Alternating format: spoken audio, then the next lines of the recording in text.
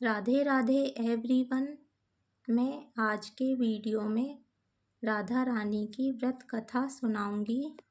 भाद्रपद माह के शुक्ल पक्ष की अष्टमी तिथि का दिन था। महाराजा वृषभानु यमुना नदी में स्नान करने के लिए गए हुए थे।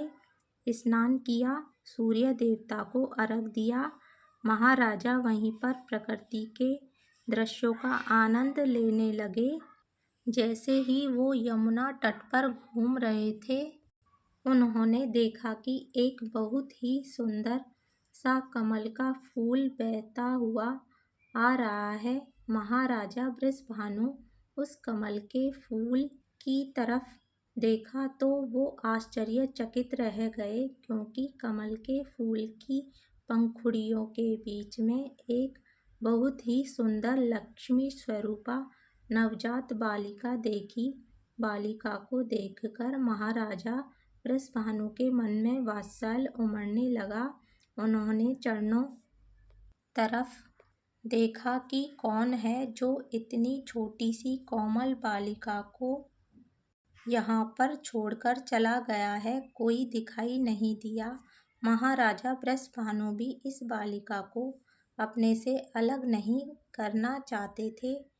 उनसे पिता का प्रेम उमड़ने लगा। महाराजा सोच विचार कर ही रहे थे कि इतनी देर में ब्रह्मा जी प्रकट हुए और बोल, तुमने और तुम्हारी पत्नी ने कई जन्मों तक घोर तपस्या की है ताकि भगवान श्री कृष्ण जी की नित्य संगिनी तुम्हारे आंगन में जन्म ले। ये भगवान श्री कृष्ण जी की नित्य संगिनी है, उन्हें घर ले कर जाओ और पुत्री के रूप में इनका पालन करो। ये सुनकर वृषभानु महाराज बहुत ज़्यादा प्रसन्न हुए। बेटी को गोद में उठाया और घर लेकर आ गए।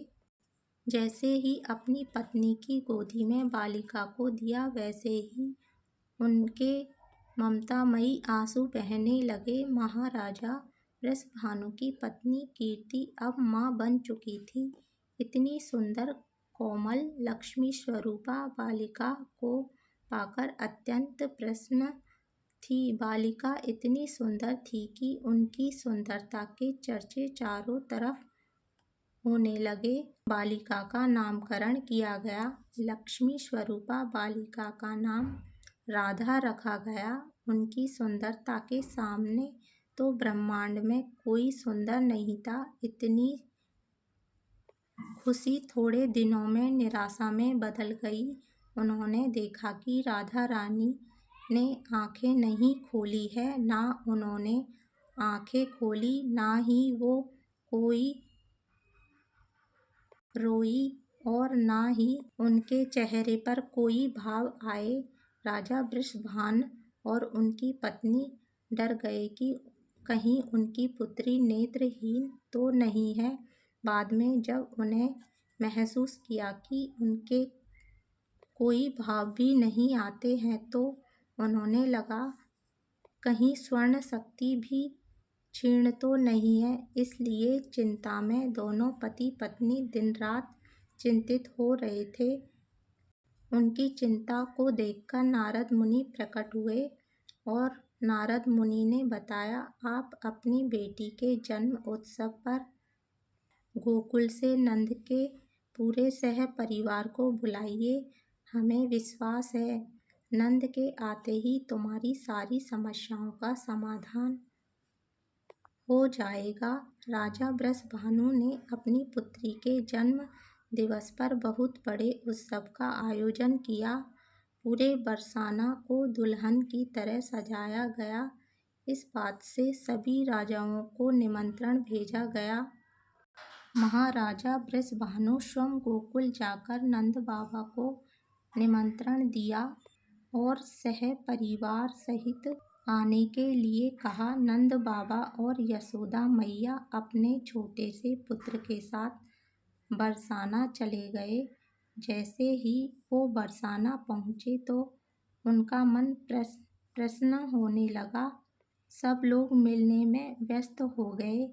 ऐसे में भगवान श्री कृष्ण अपने छोटे छोटे पैरों के बल चलते हुए वहाँ पहुँच गए। राधा रानी सुंदर से पालने में झूल रही थी। श्री कृष्ण जी के पास आते ही राधा रानी को एहसास हो गया कि उनके प्राणनाथ आए हैं। उन्हें अपने नेत्र खोले। उन्होंने सबसे पहले भगवान श्री कृष्ण जी के दर्शन किए और कुछ देर बाद उन्होंने रोना प्रारंभ कर दिया। उनकी किलकारियाँ पूरे महल में गूंज उठी। पूरा महल हंसी खुशी से हो उठा। महाराजा वृषभानु और उनकी पत्नी कीर्ति बहुत खुश थे, क्योंकि उन्होंने पहली बार भाव प्रकट किए थे। इस तरह से हमारी राधा रानी ने भगवान श्री कृष्ण के ही दर्शन किए थे। इस तरह से हमारी राधा रानी ने भगवान श्री कृष्ण के ही दर्शन किए थे। इस प्रकार राधा रानी भगवान कृष्ण की नित्य संगिनी बनी और उनकी लीला भगवान श्री कृष्ण जी को पाने का एकमात्र रास्ता राधा रानी है। अगर राधा रानी प्रसन्न है तो भगवान श्री कृष्ण अपने आप प्रसन्न हो जाएंगे। जिस प्रकार 1000 एकादशियों के पुण्य का फल प्राप्त होता है, राधा रानी के व्रत से होता है। यानी एक राधा अष्टमी के व्रत से 1000 एकादशियों के पुण्य का फल प्राप्त होता है। इस लोक में मुक्ति पाने का एकमात्र रास्ता राधा अष्टमी का व्रत है। इस प्रकार राधा अष्टमी व्रत कथा समाप्त होती है। तो फ्रेंड्सों, यदि आपको मेरा वीडियो अच्छा लगे तो ज़रूर कमेंट करके बताएं। राधे राधे सभी को।